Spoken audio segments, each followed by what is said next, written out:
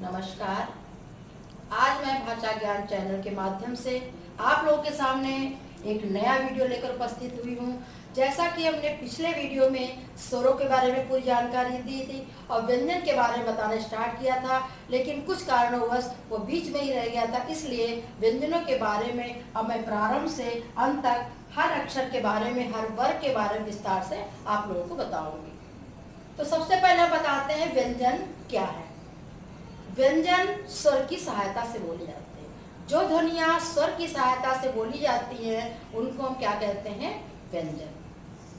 जैसे का बोला तो का में आ का उच्चारण आ रहा है, खा गा आ का उच्चारण आ रहा है। इसी तरीके से का को हमने की कु के, मतलब कहने का तात्पर्य यह है अगर हम किसी व्यंजन का उच्चारण करते हैं तो उसमें किसी न किसी स्वर की हमको सहायता लेनी पड़ती है, जो कि स्वर का उच्चारण स्वतः हो जाता है, वो किसी अन्य की सहायता से नहीं बोला जाता है। तो ये व्यंजन हमारे कितने शुद्ध व्यंजन कितने होते हैं? 33 शुद्ध व्यंजन होते हैं 33। ये 25 स्पर्श व्यंजन होते हैं और 4 ये अंतस्थ व्यंजन जुड़ करके, ये अंतस्थ औष्ठ व्यंजन जुड़ करके ये 33 जो है शुद्ध व्यंजन बन जाते हैं। ये संयुक्त व्यंजन होते हैं, ये दो व्यंजनों के योग से बनते हैं, इसलिए शुद्ध व्यंजन में नहीं आते हैं। अब एक एक वर्ग के बारे में आपको बताएंगे और उसके उच्चारण स्थान के बारे में भी हम डिटेल से बताएंगे। जैसे स्पर्श व्यंजन को में 25 वर्ण आते हैं। हर 25 वर्ण को हम 5 भागों में विभाजित करते हैं। पहले वर्ण के अनुसार इनका हम नाम रख देते हैं। जैसे काखा का अंगा, पहला वर्ण का है तो कवर रख दिया। चाचा जय इया, पहला वर्ण चा है तो चवर्ग। टाठा डा अड़ा टवर्ग। पापा बाबा माँ, पहले वर्ण के अनुसार पवर्ग। यारा लावा अंतस्थ, ये बीच का भाग होता है, स्वर व्यंजन के बीच का भाग होता है, इसलिए इसको अंतस्थ कहते हैं। शाशा शाह, ये उष्म होता है, गर्मी प्रदान करता है, पूरा व्याख्या भी हम करेंगे। संयुक्त व्यंजन 2 अक्षरों या 2 व्यंजनों के मेल से बनता है तो इसको हम संयुक्त व्यंजन कहते हैं। तो इधर से अब देखिए, ऊपर से आप का खा गा गा अंगा, इसमें जो है आ मिला हुआ है, ये शुद्ध व्यंजन नहीं है।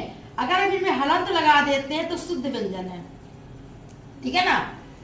अगर हलंत नहीं लगाते हैं तो इसमें आप समझिए, इसमें का आ का लोप है, सॉरी, इसमें आ का हर व्यंजन में लोप है, इसलिए वर्णमाला में जब शुद्ध व्यंजन दिखाते हैं तब तो हलंत दिखाते हैं।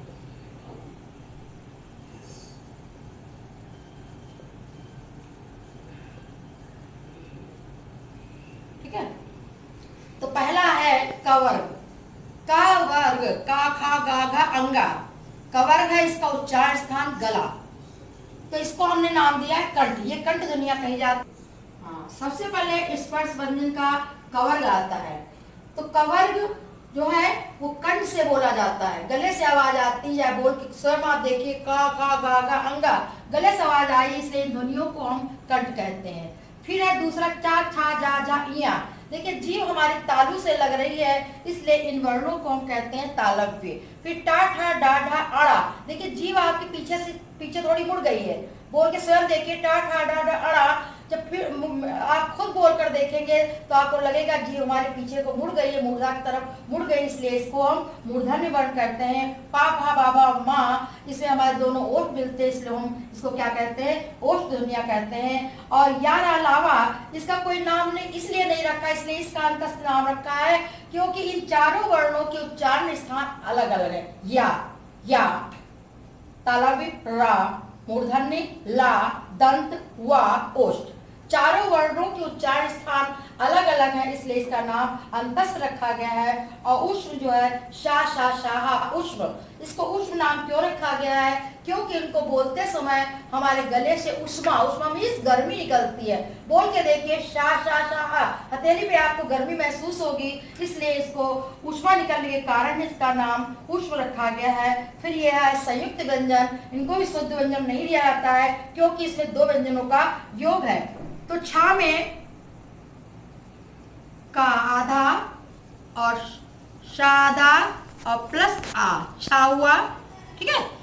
फिर ताधा, राधा और आ, फिर जाधा और इया आधा और आ, ठीक है।